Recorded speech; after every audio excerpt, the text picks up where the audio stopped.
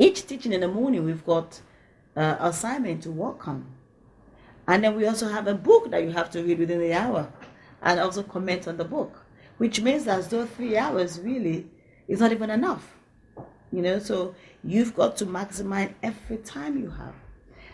And after that, to know that you have to hand in your assignment before 8 o'clock, which dinner starts at 7:30. Which means that really you're going to hand it in at 7:30, or else you miss dinner. So really it's not 8 o'clock. And that was very challenging. But if you can put yourself through that experience is not like a seminar where you don't have to give back anything. But with this, you're actually giving back what you're being taught in implementing it. And so it means that if you do that, you don't go away forgetting anything, because it's like a hands-on. And so that means that you're taking something away with you which can never leave you, because it's something that you have literally practiced. By doing those assignments, you're actually practicing, and which is different to like a seminar, because you just take the booklet and you go home. But you don't take the booklet, manual or booklet, and walk away here. You actually have to do something. Like exams, tests. Tests, assignment. And in the process of doing it, it remains with you. Because in the process of doing it, you're searching within you, you're bringing out, you're thinking, your mind is being renewed, your heart is being renewed. All of your being is involved in it. And that helps it to remain inside of you. And with that, it can't go away. Especially since in the evenings as well, after teaching in the evening, you got assignment. I was up most days until 4 a.m. And then I've got to wake up again at 6 o'clock, or else I miss dinner. Or use breakfast, you see? Yeah. So Pastor Sunday asked me, was I fit? Am I suffering jet lag? This is not jet lag. This is conference lag. And this is not conference. You can't calling this a conference or seminar is false advertising. Exactly. This is boot camp. Boot camp. That's it. Or open heart surgery. It's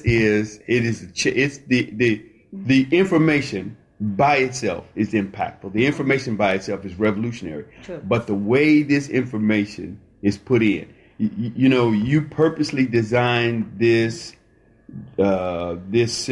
conference, this boot camp training, with some impossible constraints. And I don't know if I'm revealing some trademark, but you call it 2 ounces or 2 grams of pain to prevent 2 tons of anguish. And I think 2 ounces or 2 grams of pain might be describing it a little. It's a little more than 2 grams, but sometimes it felt pretty heavy. But the point is that we put ourselves under constraints. Everybody's grown, but some of these rules. When I looked at the rules on the form, I thought, well, he's talking to those people. He's not talking to me. That's not going to happen. I am the bishop. I'm the bishop. People wait on me. I have a man who carries my bag. But that pressure, and I began to embrace it. And the Lord would set me up because He kept my bag away for 4 days. Nobody's gonna carry it. No bag to carry. No bag to carry. And I really had to submit myself, and I was determined from the first day, because the first session let me realize that this is something you have never heard. This is input, insight that you've never realized, except I knew I was close. Some of the things that you were saying I had been saying, but I never put it together. I was stabbing around at it, but I could not get it. And so when you start filling in the gaps, if you had said you have to stand on your head to get the rest of this information, I would have gotten it upside down, because I knew it was filling in the gaps for me, so that when I went back, I could make the thing work in the fashion that I had never seen it work except in my heart and mind. So she was talking about the schedule, about the format of the, you said boot camp? You said spiritual boot camp. Yeah. So what will you, because your comment on the format of the whole thing, is it totally different from our church thing. When I think conference, I think one seminar or one group meeting and maybe a workshop, and then 4 hours of free time where you get a chance to visit the city and commune with nature and sleep late. None of that. This was up early with assignment. You had to turn your assignment in first thing. You start with completed work, which meant 8 o'clock. Everybody was up at 6 o'clock, at 5 o'clock, doing the work so that they can turn it in. And I did some of my best work that never got recognized because it got in at 8:01 or 8:02. And at 8 o'clock, I got an email back said, you didn't turn in your assignment. But I'm working on it. Well, it's 8 o'clock. and I accepted that because it was not to impress the class. I got the information. But I'm a competitive person. So I was bound and determined to make sure my work was done. And that pressure that I put on myself because of the constraints of the meeting, you purposely put constraints in that meeting. Because constraints is when we feel the constraints, it is what helps us perform. If there were no constraints in this meeting, we would have performed at half or a third of the level that we performed at. We would have got a third of the information that was here.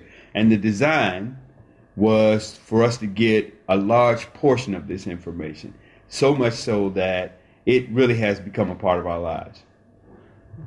So what would you tell somebody who has never experienced this before? You said you've never experienced anything close.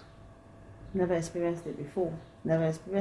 How will you describe it to people, who like you, who is trying to say, what is it all about? I would say it's not for the milk and gentle. It is not. It is actually a real spiritual boot camp. But if you want to achieve greatness, if you've come to a point in your life and you're thinking, what next? And I think this is for you. Okay. Because this will take you to the next level. And not just the next level, this will take you to eternity if you can apply it. So if you're in a place and you're asking yourself, what do I have to do next? I have done all I think I have tried to do. Or you're in a place where you think you've arrived. Because that was one thing in the workshop where you get to a place, where it says reevaluate your life, and you think you're satisfied with what you have. This actually tells you that you haven't actually achieved anything yet. It makes you see that you have not achieved anything yet. So if you're a person that you think you have reached, you're satisfied with where you are, then this definitely is for you. Because this brings out and let you know that everything you have done, you haven't started yet. You haven't achieved greatness. Because if you're a person where you think you're satisfied, that means that you're not a history maker. A history maker, or one who wants to bring change, or one who wants to be great, is one who says, what's next? I've got to do something else. I finished with this project, that's it. I need the next project. I need to carry on. I need to enlarge it, and I have to enlarge my camp. Then this is for you. This is not a seminar. This is an experience. An experience. That's what it is. This is an experience. Because it is, the uniqueness is, one, the information, but two, the way it is delivered. So you thought that whole thing through. It is for me to come away changed at a fundamental level.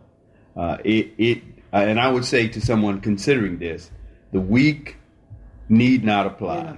The meek need not apply, or the timid need not apply. This will demand, because your philosophy here is, and I've heard from several people, that timidness is not rewarded here.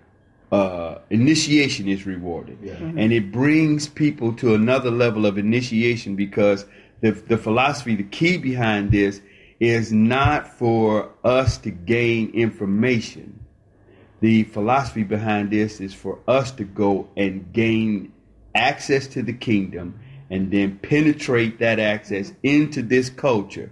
And you have to be bold as a lion to do that.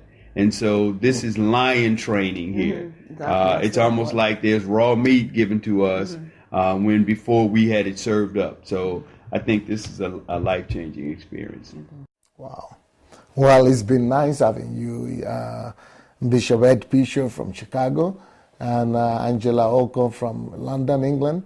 And I want to just say thank you for coming and thank you for sharing with our viewers your experience in the Ukraine. And I really hope that this piece of the program will go a long way to opening the eyes of our brothers and sisters, and that they will believe God to go higher, go for all that God has in store for them. Well, thank you so much for being with us, and we will be bringing more from Ukraine to you, and so that you just experience what God is doing in this ministry. May the Lord bless you. Have a wonderful day. 300 Christians needed to change the spiritual temperature of this nation forever. Are you one of them? The Bible says creation is waiting for the manifestation of the sons of God. For this end time, you don't have to be a pastor or someone in a leadership position in a church to be part of this great move of God. All you need is a genuine hunger for the kingdom of God to be established on earth. Pastor Sunday Adelaja, the pastor of the largest church in Europe, the Embassy of God, is initiating a move of God in this nation called the History Makers Bible School.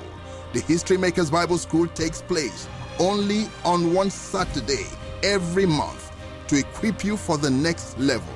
It will also be a good opportunity to network with like-minded Christians.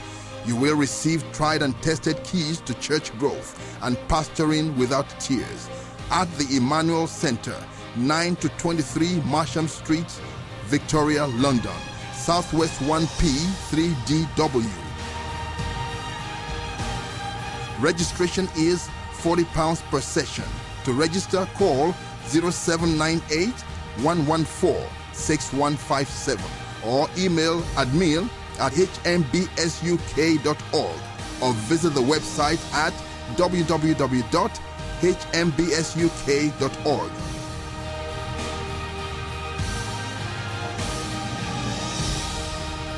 Whatever you do, don't miss this move of God. Call the number on the screen now to register. Remember, you were called for a time like this.